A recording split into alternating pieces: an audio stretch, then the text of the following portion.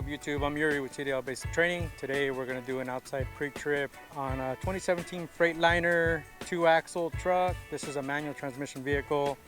It's a 2017, and when you start your vehicle inspection, just listen to all the instructions that your examiner is giving you. As you're going through, they're going to tell you how they want it done exactly. Normally they're going to give you a speech. You're going to show me your ability to inspect this vehicle front to back, both sides. I want you to point to and touch everything you're looking for. Tell me what you're looking for and why, and then they'll ask you if you have any questions. If you don't have any questions, just go ahead and start. I'm going to go ahead and start my inspection, and I'm going to start off with the 5 lights up top. They're amber in color. They're properly mounted secure, not broken, loose, or missing. The 3 in the middle are my ID. The 2 on the side are my marker lights. Next is my headlight assembly. Don't call it a headlights, it is a headlight assembly, so we're going to talk about the whole headlight assembly, making sure it's properly mounted and secure, not broken, loose, or missing. The 2 white lights serve as the high and the low beam. The amber light bulb here on the side, that one serves 3 functions, left, right, forwards, and a running light. And we also have an amber color reflector, which we're going to talk about this when we get to the side of the vehicle. Also properly mounted, secure, and not broken, loose, or missing. Next, we're going to look at the truck to make sure it's on a nice flat level ground. It's not leaning to one side or the other. If it was leaning to one side or the other, that'll let us know maybe something's wrong with the suspension. Maybe we have a flat or low tire, or possibly an uneven load inside our trailer. Next, we're going to look under the vehicle, making sure that there's no puddling, nothing that would indicate puddling, like coolant, fuel, hydraulic, or power steering. We're also going to check to make sure the air conditioner doesn't have any leaks like condensation under there. Some examiners will call that one out. Next, we're going to let the examiner know that we're going to open the hood and start off with the passenger side of the engine bay. On these trucks, you have to unlatch from here. And on the other side. And then you'll make sure that you mention that you're going to open it and it's clear from obstacles and no one's going to get hit. And then you want to yell out clear prior to opening. Make sure you have 3 points of contact when you're opening this hood. Clear! Next, we'll go over to the passenger side and start the engine bay on the passenger side. From here, we're going to do a general overview of all of our wires and hoses, making sure everything is properly mounted and secure, nothing is broke, loose, or missing. We don't see any kind of visual fluid leaks coming from any of the hoses. We also don't hear any air leaking from our brake system on this side. Everything is in good working condition. From there, we're going to go ahead and take them to the driver's side of the engine bay. On this side, we're going to go ahead and start off with the wires and hoses one more time, making sure everything is properly mounted and secure. There's no abrasions, bubbles, or cuts on any of the hoses. They're also not damaged or cracked in any way. And we don't see any kind of fluid leaks or any kind of air leaks coming from our brake system. All the wires and hoses are in good working condition. Okay, after the wires and hoses, I'm going to check my DMV checklist to see what's next on that list. And I'm going to go ahead and move into my fluid levels, which is coolant, power steering, and my oil. So I'll start off with my coolant reservoir, and the hoses on that tank are all properly mounted secure, not broken, loose, or missing. Nothing is cracked or leaking. I see no leaks, and the coolant is at the proper level. The tank is clear, so we can see what level it's at, and if we needed to fill it, we'll remove the cap, fill it to the proper level, and secure the cap on nice and tight once we're done. Then from there, we're going to go to our power steering reservoir or our oil. We'll go ahead and go to our oil dipstick, and we're going to use this to check the oil level. It is properly mounted and secure, not broke, loose, missing, also not cracked, and I don't see no oil leaking anywhere. And to check the oil, we're going to pull it out, wipe it clean, put it back in, pull it back out, make sure it's at the proper level. Now, if I needed to fill it, I'll remove this cap here where the oil fill tube is at, fill it to the proper level, and then secure the cap on tight and the dipstick back once it has enough oil where it's at the proper level. From there, we'll go to our power steering reservoir and the hoses on it. Everything is properly mounted secure, not broke, loose, missing. Nothing's bent, damaged, or cracked. It's also clear so we could see the level. It is between min and max, but if we needed to add more to that one, we'll remove the cap, fill it to the proper level, and secure the cap on nice and tight once we're done. We're also checking to make sure we see no visible leaks anywhere. Everything's in good working condition. Now I'll move on to the next one on my DMV checklist, which is the steering system. So I'm going to start off with my steering column and U-joints. I'll put them together unless they tell me not to bundle. But my steering column and U-joints are properly mounted secure, not broke, loose, missing. Nothing is bent, damaged, or cracked. U-joints are properly greased. They're not worn out. Everything's in good working condition there. From there, we're going to go to the gearbox, and all the hoses coming to and from it are also properly mounted secure, not broke, loose, missing. Nothing is cracked. I see no leaks. Everything's in good working condition with our gearbox and hoses. From there, we're going to go to our pitman arm, properly mounted secure, not broke, loose, missing. Our drag link is properly mounted secure, not broke, loose, missing. Our upper and lower knuckles, which are back here, properly mounted secure, not broke, loose, missing. And our tie rod, which tie this tire to that tire, is properly mounted secure, not broke, loose, missing. And our whole steering system is secure with castle nuts and cotter pins that are in place. We're also checking to make sure that the ball joints and bushings are all properly mounted secure. They're not worn out and they are properly greased. From there, I'm going to jump on to whatever's next on my checklist. And on my checklist, we have our tires. So we'll go ahead and move on to our tires, making sure that we check our tires from the inside and out. That they're properly mounted to the rim or properly beaded to the rim inside and out, and that there's no abrasions, bubbles, or cuts on the sidewalls. We're also going to check to make sure that they're worn even, there's no gouges, chunks, or piece missing from our tires, and that I have a minimum 4/30 seconds of tread or more than 4/30 seconds of tread on every major groove on the front tires. There's no gouges, chunks, pieces missing, and we'll use a proper tread tool or depth tool to check that measurement. Next, I'm going to check to make sure that if these tires are worn out and wasted and I need to replace them, that I can only replace them with a brand new matching set. There is no recap, retreaded, or regroove tires in the front, only in the back. So I'll replace them with a brand new matching set. Last thing I'm going to check is the air pressure, which should be 90 to 110 psi or whatever it says on the side of the tire. And we're going to check that air pressure with the proper air gauge tool through the valve stem. And while we're at it, we'll go ahead and check the valve stem, making sure it's properly mounted secure, it's not bent, rubbing against the rim, it's not cracked. It does have a metal cap on it, and we don't hear the valve stem, tire, or the rim leaking air. From there, I'll go ahead and move on to my rim, make sure I check it inside and out, same as the tire, making sure it's properly mounted secure, not broken, loose, or missing, nice and round, there's no hammer marks, and that there's no illegal holes or illegal welds on the rim itself. Next on my checklist, it says lug nuts. So we're going to check all the lug nuts, making sure they're all properly mounted secure, not broke, loose, missing. They're not bent, damaged, or cracked. There's no shiny metal or metal shavings, which would indicate a loose or broken lug nut or the stud. From there on my checklist, it jumps to suspension. Now on suspension, we're going to start off with the front spring mount, which is properly mounted secure. It's not broken, loose, missing. It's not bent, damaged, or cracked. We're going to go into our leaf springs, which are also properly mounted secure, not bent, cracked, or broken. They're not shifted or scissoring. They're in good condition. From there, we'll move on to our U-bolts, which are properly mounted secure, not broke, loose, missing. Also not bent, damaged, or cracked. They're in good working condition. And then in the back, we have a spring hanger. We'll make sure the spring hanger is also properly mounted secure, not broke, loose, missing, in good working condition. And I'll mention that this vehicle does not have airbags in the front. We have shock absorbers, so our shocks are properly mounted secure, not broken, loose, missing. And we don't see no visible leaks coming from the shocks. There's no hydraulic fluid leaking off of them.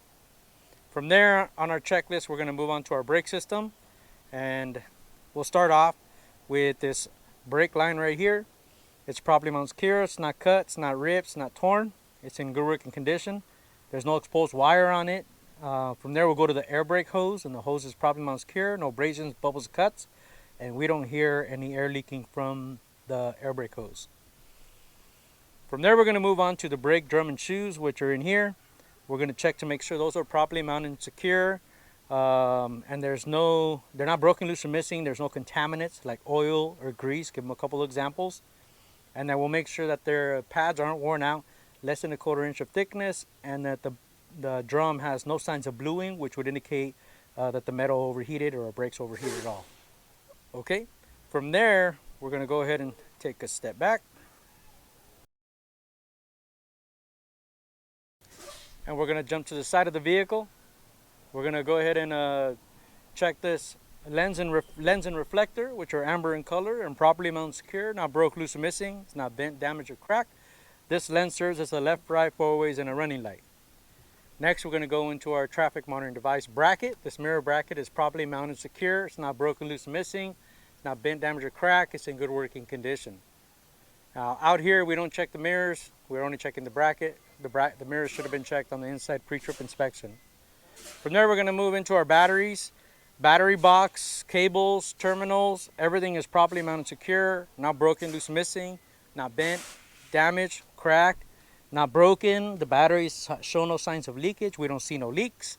And the cables and terminals are also properly mounted secure, not cut, ripped, torn, or damaged. And the terminals are clean of corrosion. They're nice and clean.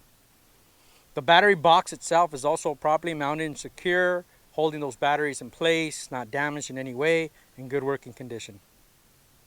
From there, we're going to move on to our depth tank. And our depth tank is properly mounted and secure, not broken, loose, missing. It's not cracked. We see no leaks. The wires and hoses are also properly mounted secure, not cracked, broken, damaged. We don't see no exposed wire, and we don't see any depth fluid leaking anywhere. We're also going to check to make sure we have a cap with the safety chain and a rubber seal, so this shows no signs of leakage, and those are also properly mounted secure, not broken, loose, or missing. We're going to inspect our fuel tank the same as the depth tank, but making sure that we have a minimum 2 metal straps with a rubber, so there's no metal to metal contact. Everything is properly mounted secure, not broke, loose, or missing, not bent, not cracked. We see no leaks diesel under there either.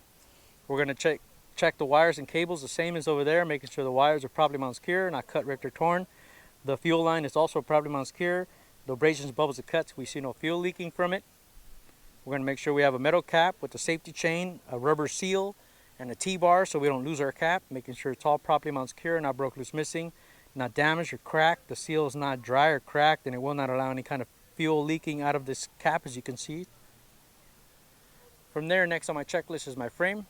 We're going to check the frame from the front to the back of the trailer, front of the truck, both sides, including all the cross members and the floorboards. Everything is properly mounted secure, not broken, loose, or missing, not bent, damaged, or cracked, no illegal holds or illegal welds. There's no holes in our floorboards. Everything is good with the frame, all the way front to back. From there, we're going to move on to our air and electrical. Now, we're going to make sure that the air lines and the electrical line are properly connected to both the truck and the trailer. The air lines are not broken, loose, or missing, no abrasions, bubbles, or cuts. We don't hear no air leaking out of them, and we have the proper clearance from the catwalk. We'll also check the connectors, which are the glad hands with the rubber seal, making sure those are properly mounted secure, not broke, loose, or missing, not bent, cracked, damaged. The seal is not dry or cracked. Everything is properly mounted and secure, and we don't hear any air leaking out of that. From there, we'll move on to the electrical pigtail, also properly connected to the truck and trailer. There's no abrasions, bubbles, or cuts. We don't see no exposed wire on it, and we also have the proper clearance from the catwalk. From there, we'll move over and check the fifth wheel. Now from there, we're going to start checking the fifth wheel. We're going to start off with the skid plate, which is properly mounted and secure, not broken, loose, or missing. It's not bent, cracked. It is properly greased, and as you can see, there's no gap between the apron, which is the bottom of the trailer, and the skid plate itself. It's seated on there nicely.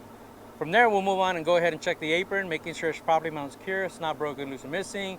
It's not bent. It's not cracked. There's no broken welds on it.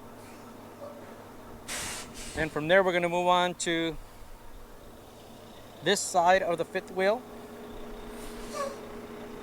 And we'll point to in there between the skid plate. In between is the kingpin, which is properly mounted to the apron of the trailer. It's not bent or cracked or damaged or broken. It's in good condition.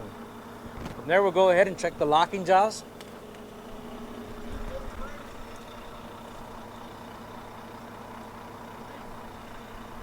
Our locking jaws are properly mounted and secure, not broken, loose, or missing. Wrapped around in the lock position around the kingpin and in good working condition. From there, we'll move on to the release lever and the safety latch of our fifth wheel, which is properly mounted and secure, not broken, loose, or missing. It's not bent, damaged, or cracked, and it's in good working condition. Our whole fifth wheel system is currently locked down with nuts and bolts, which are properly mounted to the frame. They're not broken, loose, or missing, not bent, cracked, or damaged. And if your vehicle is equipped with locking pins for a sliding fifth wheel, you'll also mention those locking pins are currently in the lock position, properly mounted secure, not broken, loose, or missing. From there, we're going to start with the side of our trailer. We're going to start with that amber light up top. It is a marker and a clearance light. It is properly mounted secure, not broken, loose, missing. It's not bent or cracked, and it's in good working condition. From there, we'll check the side of this trailer, making sure we check all the DOT reflective tape that runs the length of the vehicle around the back and to the other side, making sure that it is red and white in color. It is properly mounted to the trailer. It's not cut, ripped, torn, or frayed. I do have a couple of spots where I might want to replace, but for the most part, it's all there in good working condition. From there, we're going to go ahead and check the landing gear, along with the sand shoe and its crank handle, which is currently in the stowed position. They're all properly mounted and secure, not broke, loose, missing. Nothing is bent, damaged, or cracked. The sand shoes are nice and clean, properly mounted and secure. The legs are also properly mounted and secure. Nothing is broken, bent, damaged, or cracked on this landing gear. Everything's in good working condition. And we want to make sure that we have the proper clearance from the floor, so it's not dragging. It's all raised all the way up. And as I mentioned, the crank handle is in the stowed position. We also want to check that we have the proper clearance from the back of the truck and the landing gear, so it will not hit during turns. Right? There's enough space here, enough clearance. From there, we're going to go ahead and move on to the back of the trailer. And what I would do here is I would re-mention our frame and our little piece of frame, our I-beams or cross members, and the floorboards, that we're going to recheck them the same way I showed you earlier on my pre-trip, and then move on to these two lights back here. We have two lights. They're properly mounted and secure, not broke, loose, missing. They're not cracked or damaged in any way. Now the amber color light, this one serves as the ABS light, and this red light here is simply a marker light, marking how wide this vehicle is. It's in good working condition. From there, we'll go ahead and check the back of the trailer. Now back here, we're going to go ahead and check all of our lights, and I like to bundle them all together, making sure they're all properly mounted and secure. They're all not broken, loose, or missing, and they are all the proper color. The three lights up top, those are identification and clearance lights, which are red in color. These red tail lights, they serve as 4 functions, so 4 lights, 4 functions: left, right turn signals, 4-way emergency flashers. They're running daylights, and they are also your brake lights. I'm also going to double check and make sure that our license plate light, which is white, is also properly mounted secure, not broke, loose, missing. From there, we're going to move on to the DOT reflective tape, making sure that we recheck it again the same way we did earlier. It is red and white in color. It is properly mounted and secure, not cut, ripped, or torn, or damaged. I have a couple of spots, but other than that, it's good enough. It's in good condition. And then I'm going to move over to this side of the vehicle. Now on this side of the vehicle, I'm going to explain to them that I'm going to check this side of the truck the same way I did on that side of the truck, and then I'll note any differences if I had any, and if I don't, then I'll mention that I'm done. If I want to walk it, I might give myself a second to walk it and make sure I didn't forget anything. Otherwise, you have your chance to recover any kind of points. Like for example, I didn't mention on this that this vehicle's depth system should have more than 1/8 of a tank. At this point, I might want to double check and tell the examiner, oh, I forgot to mention my depth system should have 1/8 of a tank, and then give myself another second. Don't take too long, and just simply say that you finished your vehicle inspection. From here, you're done. And then that's pretty much the gist of it.